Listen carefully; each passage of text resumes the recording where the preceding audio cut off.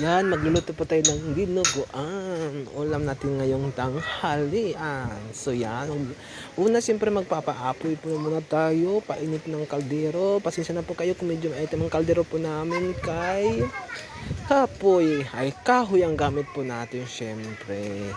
So yan, habang pinapainit po natin, maya maya po.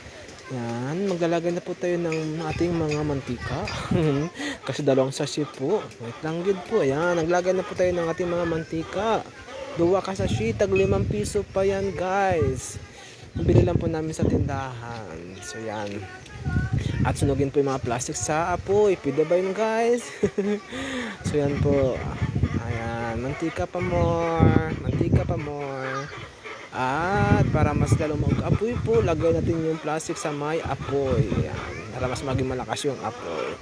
So yan po, abang kinuha po namin yung ating mga ricado po. Ayan, bawang. Gisa-gisa mo natin ng bawang.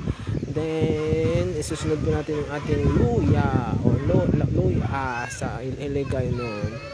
Yan, luya. Gisa-gisa din po guys.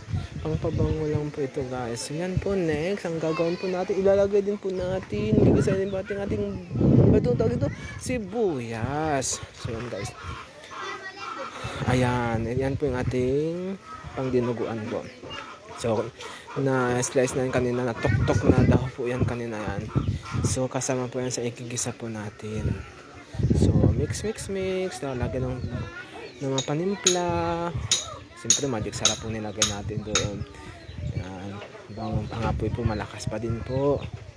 So let's go guys. Konti lang yan guys. Ilang minuto lang po yan. Luto na po yung ating dinuguan. Lagay ito ng asin. Hindi na po nyo nakita. Asin po yun. Asin pang nilagay po namin. Then mix para magkaroon po, ma-mix po yung mga panglasa po natin. So yan.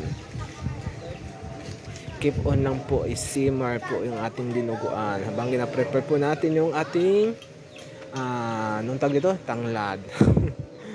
Anong tag sa inyo? Tanglad po yan.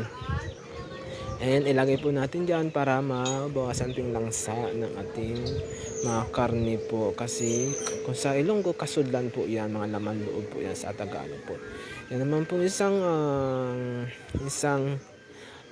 tanglad, ilalagay po natin yan sa dugo para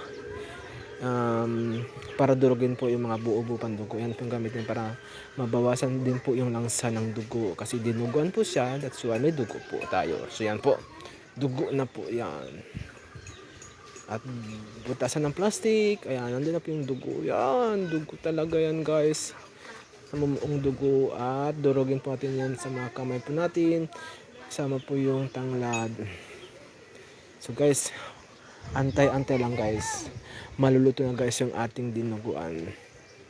Yan. Pinapakulaan po natin. Pasensya na kayo sa silaw ng araw kasi yung aming yero po butas. Diyan kami sa kalan nagluto at lagay ito ng sugar.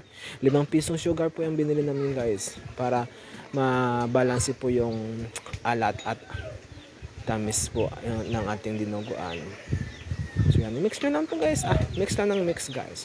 Kasi mas maganda. Then lagyan po natin ng pang-asim din po na yung tag ito guys. Nakalimutan ko ng tag yan guys.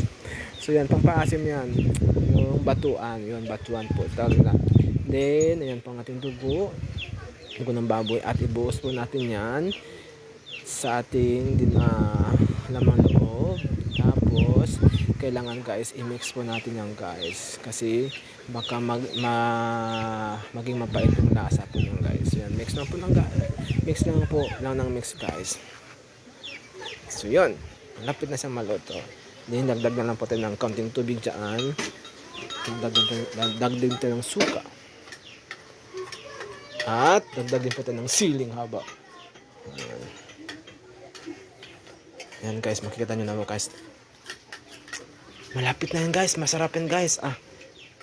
At ito na po yung resulta. Kainan na. Magandang tanghali guys. It's lunch time.